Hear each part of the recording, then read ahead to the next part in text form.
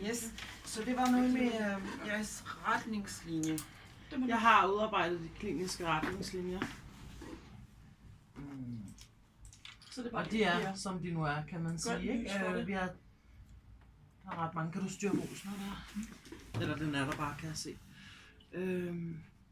Så I har, fordi Jeg har delt det op i kategorier, ja, så det er nemmere og mere overskueligt at gå ind og kigge på. Ja. Så tænker jeg, at vi skal have nogle retningslinjer for de kliniske retningslinjer omkring, hvor tit de skal revideres. ja. Ja, det mangler det.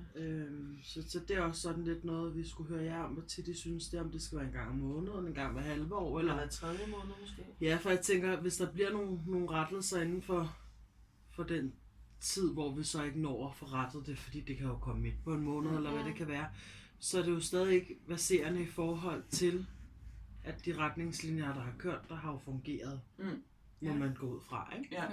Men jeg har bare, før vi tænker på, hvor tit det er, fordi jeres udfordring var, at der var 64. Og hvad har I så gjort for at komme til... Jamen, jeg har jo sorteret i det, fordi der er også noget mod hud til små børn. Det Og var det, jeg det tænkte, er det der var relevant. vi har også, ja. Jeg har også taget noget omkring netop pleje til kliniske retningslinjer for behandling af det palliative forløb af kræftpatienter for eksempel. Ja. Fordi det er jo, hvis vi har speciale for palliation, så synes jeg, at alt hvad der hedder, om det er kræftpatienter eller hvad det er, så er det en relevant retningslinje at have med indover. Ja. Medicingivning til patienter med kræft, som er palliativ og så videre, ikke? Ja, så vi har det der vedrørende de Hvor mange har I der? Det var det, vi kunne se der, eller hvordan? Okay. Og det er det kortet meget godt ned, synes jeg. 4, 6, 7, 8, 9, 10, 11, 12, 13, 14. Prøv lige at gå videre på næste side. 14... 15, 16, 17, 18, 19, ikke? Ja, 19, 20 ja, 19-20 stykker ud af 64. Ja, det synes jeg skulle det er meget godt. Det skal også være inden for en overskuelig ramme, tænker jeg, det der er. Men det er faktisk hver vare måske 30 sider, ikke? Ja. Så det skal også være overskueligt at gå til. Og så var der også det der, vi skulle nævne med i forhold til, hvis man så var interesseret i at læse på dem, så kunne man gå ind på et eller andet sted. Var det ikke sådan, det hedder? Jeg har sat fodnotat på, slutnotat på, så man kan gå ind, eller fodnoten, ikke? Så man kan se det på fodnoten, hvor det er fundet fra, og så kan man komme direkte ind på den side, hvor de ligger, ikke? Kan du komme på næste side? Ja. Nå er det dernede, kan jeg se. Ja, lige præcis. Og CKR, det er det, der hedder. CFKR. Og C. Center for klinisk retningslinjer.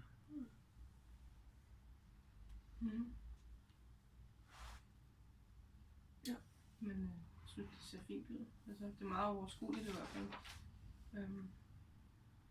Ja, altså dem man har, så hver punkt, det ligger jo så i en mappe, så står der på etteren, ikke? Så ligger der dem der etteren, der står kommunikation, og så ligger de to, vi har under der, de ligger så inde i den lomme, ikke? Eller skillevæg. Så kan man gå ind og kigge der, ikke? Jo. Og næste side. Nej, det var to. Okay, fint. Der er 4, ja. 4, ja. Eller 4. Godt.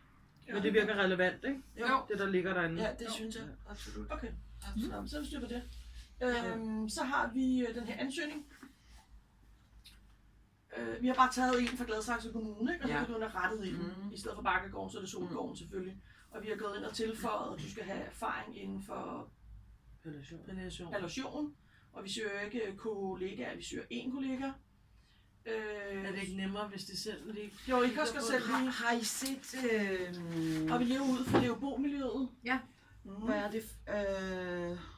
Har I set, der var sidste uge det der blad fra Gladsaxe Kommune, at jeg kan ikke huske, hvorfor I plejer navn på det, hvor de har nemlig en arbejde på deres annons i forhold til, hvad SSA-elev, i forhold til SSS-elev-feedback, fordi det var et plejehjem, som aldrig fik svar, når de søgte SSC, eller SSO også faktisk. Og så har de bedt nogle SSC, altså de havde i praktik til at sige, okay, hvad er der galt? Hvorfor er den annonce ikke tiltrækkende? Så der kom en hel masse ting, som var faktisk ret spændende. Og hvad folk, eller hvad de der elever satte fokus på, når de læste en annonce, hvad der skulle være, hvad det arbejdsplads skulle snakke om, fordi de ser det der med, nemlig de der kliché med respekt og bla bla bla, ja, det skriver alle, vel? Vi har brug for noget, der fortæller os mere, noget mere gods i det. Og mere personligt, om hvad er det plejehjem, hvad kan det give mig som arbejdssted i forhold til et andet arbejdssted. Det er faktisk ret interessant. Men vi er lidt i tvivl, fordi jeg har arbejdet ude i Rudersdal, hvor man lever under det her lev-bo-miljø, og jeg mener, der stod i min ansøgning, da jeg søgte den for 4 år siden, at der stod i ansøgningen, at man gik i privat tøj, og man fik det her godtgørelse.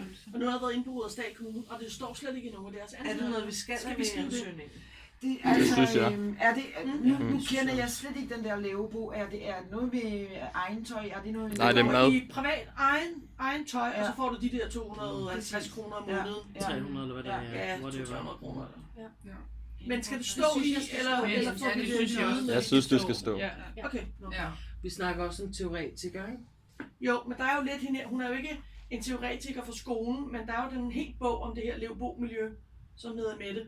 Ja. Det er bare fordi, de er jo Søndergaard, rigtig glade som for også tager ud på plejehjemmene og snakker om det her, og man har så spørgsmålet er, hvad man kunne henvise til, at vi lever ud fra lev-bo-miljøet. Jamen det har jeg skrevet efter Mette Søndergaard. Den står. Altså, fordi det er jo en teori, tænker jeg. Ja. Når det er en måde at arbejde med vores beboere på, så er det vel en teori, ikke? Jo. Og det er en måde, man går til opgaven på, ikke? Altså det der med, at vi kan tilbyde en arbejdsplads med fokus på faglig udvikling, det er det der, nemlig det der med, at vi sender folk på kursus og sådan noget, og højfaglighed. Den stod der nemlig i forvejen. Ja, faglig udvikling. Og træning i arbejdstid mangler vi. Ja. Træning og frihed under ansvar skal vi også på. Ja. Hvad for noget? Frihed under ansvar. Eller er den fin nok? Eller skal vi lige have det ind som et punkt? Har vi noget? Vi har ikke noget med det mere. Vi sætter... Jeg tænker på det der med sundhed, vores fokus, som er sundhed med... Økologien mangler vi også. Økologi er nemlig, og kost og... Hvorfor skal vi have det med i en jobansøgning? Det er jo til personale, det er jo ikke til... Ja, men det er alle, det er alle skal have et sund oplevelse, om det er beboere eller ansatte inde på vores plejehjem.